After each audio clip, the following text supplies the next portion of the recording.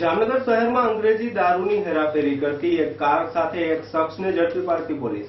જામનગરના રામેશ્વર ચોકમાં પોલીસે બાતમીના આધારે ઇકો કારને આંતરીને તલાશી લેતા તેમાંથી શરાબની 523 બોટલ મળી આવી હતી।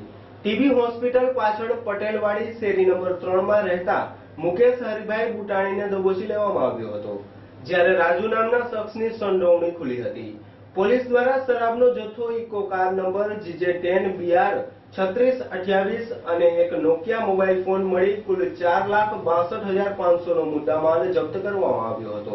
પકડાયેલા શખ્સોને રિમાન્ડ પર લેવા માટે તજવીજ ચલાવવામાં આવી રહી છે।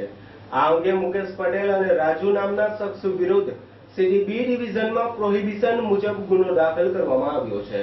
દરોડાની કાર્યવાહી સિટી B ના PI સમીર સાડાની સૂચનાથી PSI કે ગોહિલ, સ્ટાફના મહેન્દ્રભાઈ, મુકેશભાઈ, ભગીરથસિંહ, હરુભા, ધાનાભાઈ, વનરાજભાઈ, સંજયસિંહ, મહેશસિંહ, જોગેન્દ્રસિંહ વગેરે સ્ટાફ દ્વારા કરવામાં આવી હતી।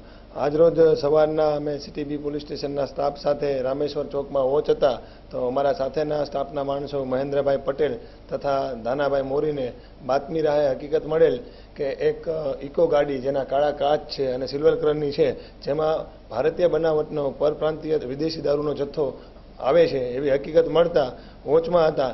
એ દરમિયાન રામેશ્વર ચોકમાં સદરુ ગાડી આવતા ગાડી ડ્રાઈવરને ઊભો રાખી ચેક કરતા ગાડી ડ્રાઈવરનું નામ પૂછેલું તો ગાડીમાં મુકેશભાઈ હરિભાઈ બુટાણી જાતે પટેલ રે પટેલવાડી વાળો ઈસમ હોય અને ગાડી ચેક કરતા તેમાં ભારતીય બનાવટની પરપ્રાંતીય વિદેશી દારૂનો જથ્થો અલગ અલગ બ્રાન્ડની કુલ 523 બોટલો જેની કિંમત રૂપિયા 2,61,500 તથા ઇકો ગાડી જેની કિંમત રૂપિયા 2 લાખ રૂપિયા અને એક મોબાઈલ નોકિયા કંપનીનો 500 કુલ મળી 4,62,000ના મુદ્દામાલ સાથે સદરુ આરોપીને પકડેલ છે। આરોપીને પકડી સદરુ મુદ્દામાલ ક્યાંથી લાવેલો છે તો તેને રાજુ નામના ઈસમ અને એના મોબાઈલ નંબર જણાવેલા છે, બરોબર, જેથી ધોરણસર કાર્યવાહી કરી અને આગળની તપાસ અમે ચલાવી રહ્યા છીએ।